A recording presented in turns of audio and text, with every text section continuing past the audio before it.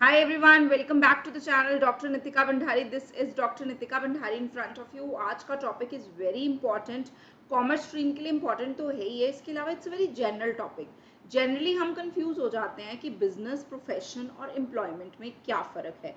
आज इस 5 मिनट के वीडियो में आपको क्रिस्टल क्लियर होने वाला है, तो एंड तक जरूर देख लेना. क्रिस्टल क्लियर हो जाएगा कि बिजनेस, प्रोफेशन, एम्प्लॉयमेंट में एक्चुअली में फर्क है क्या. बिजनेस बिजनेस का मतलब है आपने अपने बिहाफ पे काम शुरू किया है एज ए एंटरप्रेन्योर. आप किसी के अंडर काम नहीं कर रहे हैं, आपने अपना स्टार्टअप किया है, आपका अपना बिजनेस है, आप प्रॉफिट के लिए काम कर रहे हैं. प्रोफेशन का मतलब है आप एक प्रोफेशन में हैं, जिस प्रोफेशन में जाने के लिए आपको एक क्वालिफाइड डिग्री चाहिए. जैसे इसमें मैं एग्जाम्पल लूंगी चार्टर्ड अकाउंटेंसी की, सीए की. तो एक चार्टर्ड अकाउंटेंट बनने के लिए आपको ICAI इंस्टीट्यूट से डिग्री चाहिए सीए की, तभी आप चार्टर्ड अकाउंटेंसी प्रोफेशन में एंटर कर सकते हैं.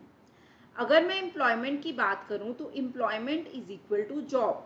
कहीं पे जॉब करना, किसी के अंडर सर्विस करना, वो एम्प्लॉयमेंट के अंडर आ जाता है. So this is the basic difference between business, profession and employment. I hope it is clear.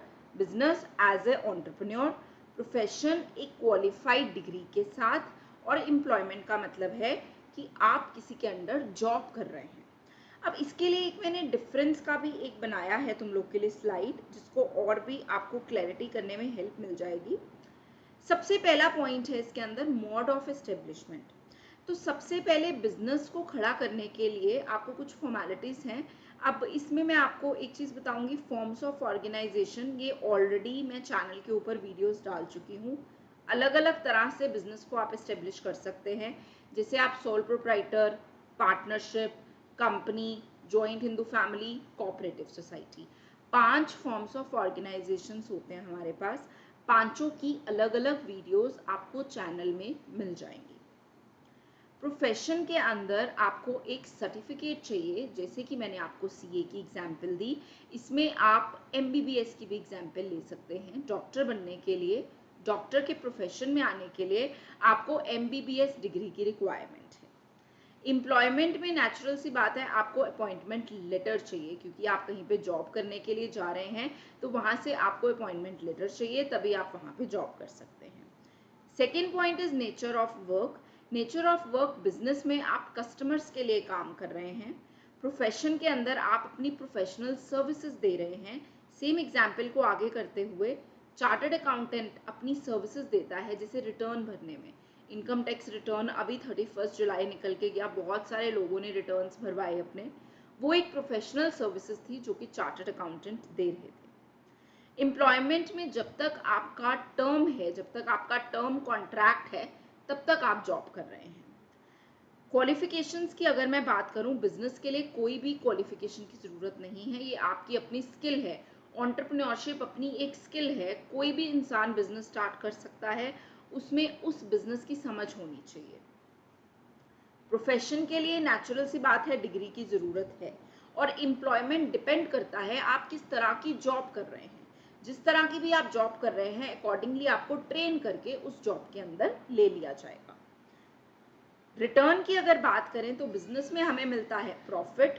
Profession में फीस चार्ज की जाती है. डॉक्टर के पास जाते हैं तो डॉक्टर फीस चार्ज करते हैं.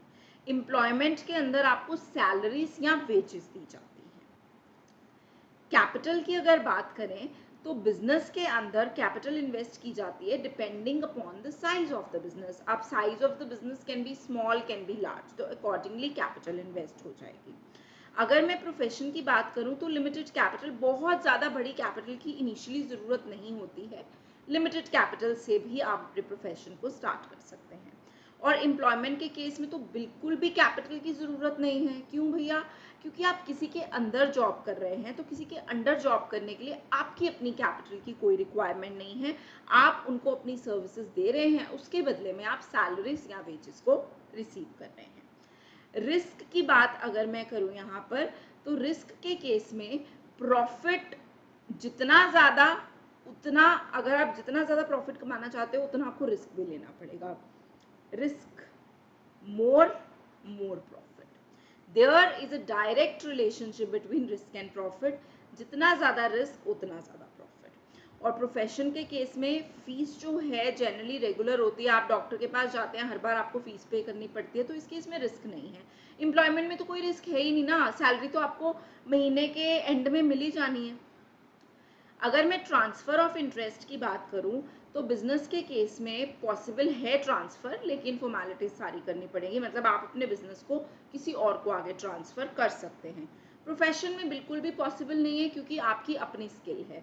एक डॉक्टर है, वो अपने प्रोफेशन को अपने बेटे को ट्रांसफ़र नहीं कर सकता जब तक वो खुद MBBS की डिग्री नहीं ले लेगा। So it can not be transferred, क्योंकि इसमें स्किल्स और डिग्री की रिक्वायरमेंट है।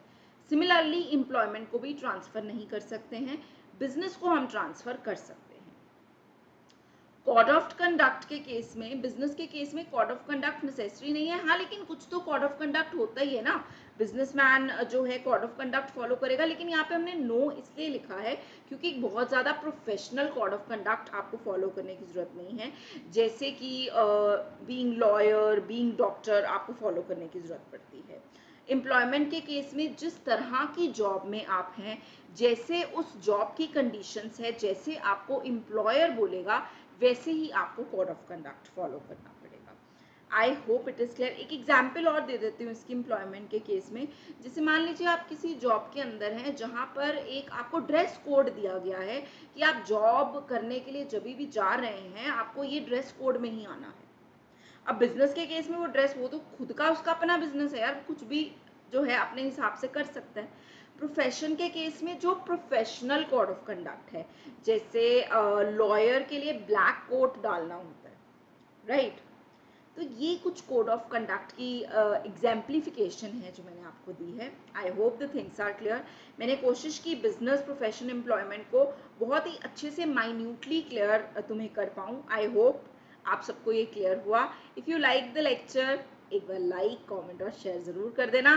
Thank you so much. अगर अभी तक सब्सक्राइब नहीं किया है, सब्सक्राइब भी कर लेना और शेयर ज़रूर करना, ताकि जिन लोगों को ज़रूरत है उन लोगों तक ये सेशन पहुंच सके।